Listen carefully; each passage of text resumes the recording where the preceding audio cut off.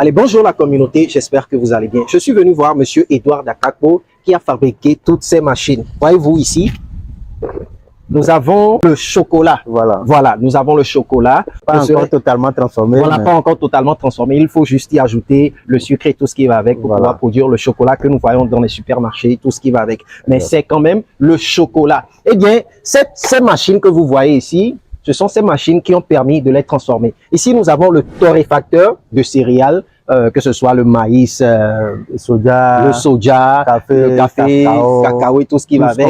Donc, cette machine, c'est la machine qui est entrée en fonction en premier lieu. Et ensuite, nous avons cette machine qui a permis de la concasser. Voilà, elle sépare la graine des pellicules. Voilà, des pellicules. Et ensuite, nous avons cette machine qui a permis de la transformer. Voilà, elle a séparé l'huile du vrai, du tourteau. Voilà. Du tourteau de chocolat. Voilà. Et ici, nous avons le chocolat. Le chocolat, bien sûr. Il va nous expliquer comment il est arrivé à le créer. Vous allez voir dans toute la vidéo comment la transformation a été faite. Eh bien, nous sommes à toi, Monsieur Edouard Dakakpo. Bonjour, mon frère. Merci, bonjour. C'est comment? Ça va très bien. Je t'espère en forme. Merci. Eh bien, pour ceux qui ne te connaissent pas, est-ce que tu peux te présenter un peu vite fait? Ok. Yeah. Je suis Edouard Dakakpo Lado. Je suis ingénieur en électromécanique, concepteur innovateur. Je suis entrepreneur depuis 2015 et je suis le fondateur du CRIIT qui se définit par le Centre de recherche, d'invention et d'innovation technologique dont l'objectif c'est la promotion de la technologie en Afrique à travers l'innovation. Nous n'avons pas de limite en termes de recherche scientifique et technologique. Alors, dites-nous, Monsieur Edouard Dakakpo, vous avez créé toutes ces trois machines qui permettent de transformer le cacao pour en faire du chocolat. Exact. Voilà. Alors, dites-nous, la première machine, je pense que c'est celle-ci, n'est-ce pas? Oui, c'est celle-ci. Alors, comment est-ce qu'elle fonctionne? Oui, bon, avant d'en arriver là, nous savons que le cacao, généralement, se cultive en Afrique. En Côte d'Ivoire, on en trouve assez. Et également au Ghana aussi, on en trouve. Donc, même au Cameroun, il y a le cacao. Donc, et la plupart de la transformation se fait en Europe, en Suisse, surtout en Suisse, qui est le premier pays transformateur du cacao en chocolat, voilà, qui revient très cher à nous, les pays producteurs de la matière première qui est le chocolat.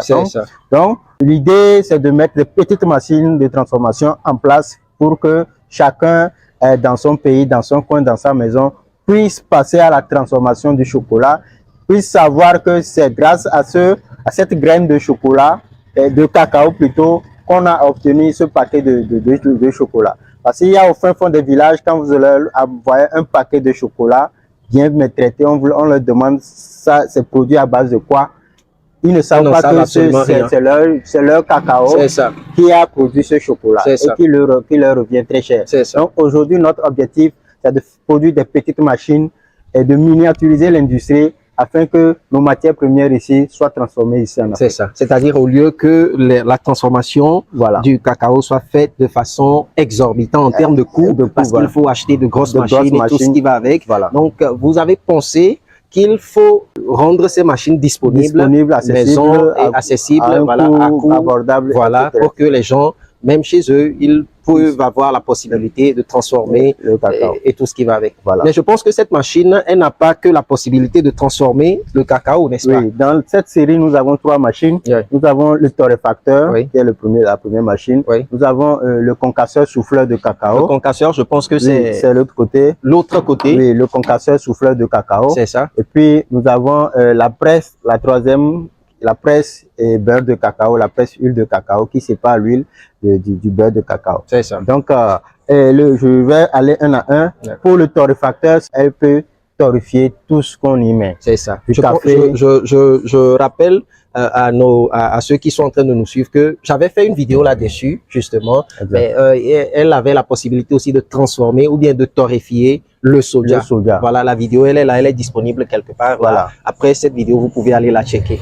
Donc, elle torréfie le soja, le café, le cacao, le maïs, les céréales. Bref, elle torréfie. C'est un torréfacteur qui est à gaz. Il faut combiner une bouteille de gaz, qui est à l'électricité. Il faut le brancher pour faire tourner son cylindre.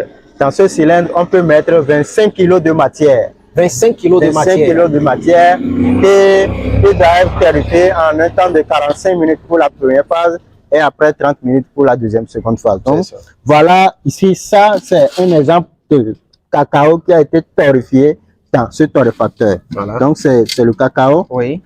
Le cacao, si là, décortiqué, soufflé là, a été torréfié par ce torréfacteur. Donc, la première étape, c'est la torréfaction. C'est la torréfaction. C'est ça. Voilà.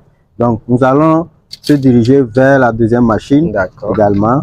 Donc, c'est cette machine qui a permis de torréfier. Et le processus est fait comment? On démarre le torréfacteur, il y a un entonnoir dans lequel vous versez les 25 kg de matière. Je pense que ça s'ouvre à ce niveau. Voilà. Voilà, ça peut s'ouvrir comme ça et l'entonnoir est dirigé vers l'intérieur. D'accord. Donc, tant que le tambour tourne, la matière y est avancée jusqu'à l'intérieur. Donc, dès que les 25 kg sont prêts, vous refermez là-dessus. Donc, derrière, il y a la bouteille de gaz que vous y connectez et chauffe le bocal au fur et à mesure. Donc, après cuisson, après 45 minutes, comme je vous le dis, vous ouvrez ici, vous changez le sens du moteur et il renverse la matière dans la bassine ou voilà, dans le réceptacle. Donc, de l'autre côté, ça, c'est la machine que nous appelons le concasseur souffleur. Donc, après la torréfaction, il y a le cacao qui a des petites fèves. Il a des fèves comme ça, des fèves légères comme ça.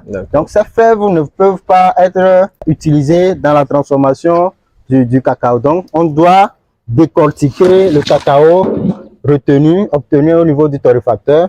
On doit le décortiquer et le souffler pour le séparer des fèves et de la graine de cacao. Donc, cet ensemble qu'on reçoit de l'autre côté, voilà, on le verse ici. Et dès qu'on actionne cette machine, nous obtenons ici directement. C'est un concasseur souffleur. Il faut comprendre que c'est un concasseur souffleur. Donc, il joue deux rôles à la fois. Il concasse à l'intérieur et dans cette chambre, il souffle en même temps. Donc, quand il concasse vers ici, les cacao tombent comme ceci.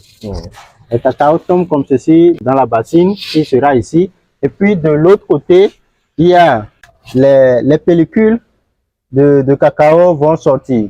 C'est la machine qui l'a traité et l'a enlevé et séparé totalement de ces pellicules. Donc c'est le concasseur souffleur là qui a fait cette opération. Quand on insère 10 kg de matière dedans, il faut combien de temps pour que ce travail soit bien fait? Il faut 30 minutes environ. Pour que cette matière soit... et 2 kilos 2 kilos, non. 2 kilos en 5 minutes. Donc, ça dépend de la quantité qu'on met à l'intérieur. D'accord. Voilà. Donc, bon, est-ce qu'on peut voir quand même le fonctionnement pour que les gens sachent que ce n'est pas du bluff et que c'est vraiment une machine qui fonctionne à 100%?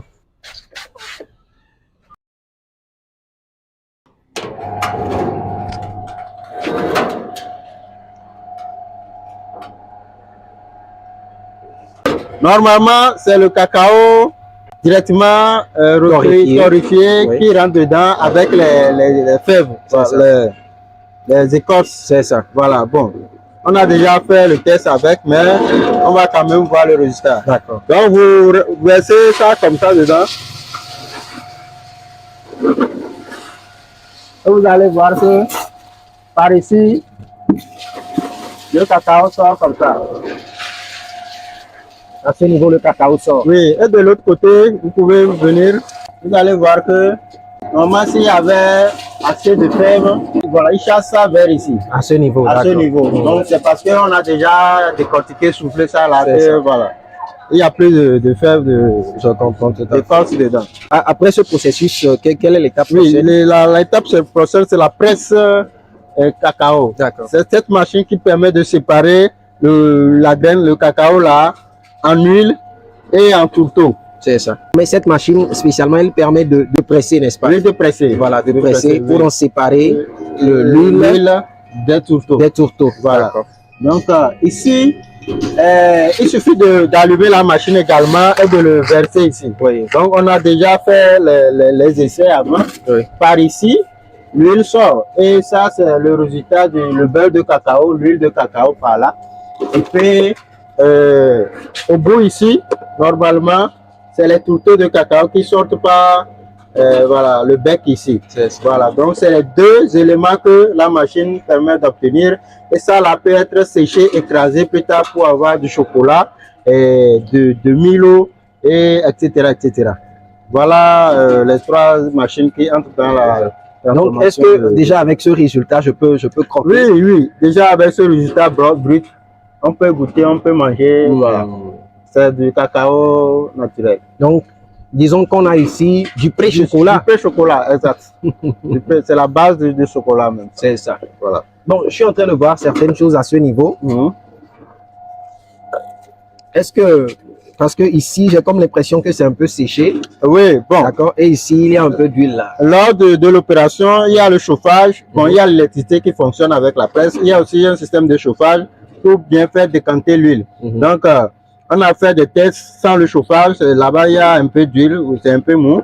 Et on a fait des tests avec le chauffage. Et c'est là-bas que c'est plus sec. Voilà ce qui fait la différence. Je comprends. Voilà. Bon, et avec l'huile, déjà, on peut l'utiliser pour... L'huile, déjà, c'est dans la cosmétique. On peut faire la peau, les cosmétiques, etc. Mais je vois aussi à l'intérieur deux couleurs.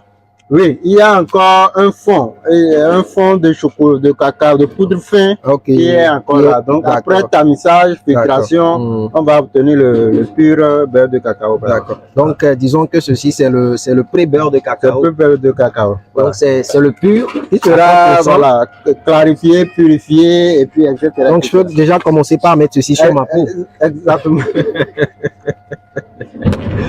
Alors, c'est très intéressant.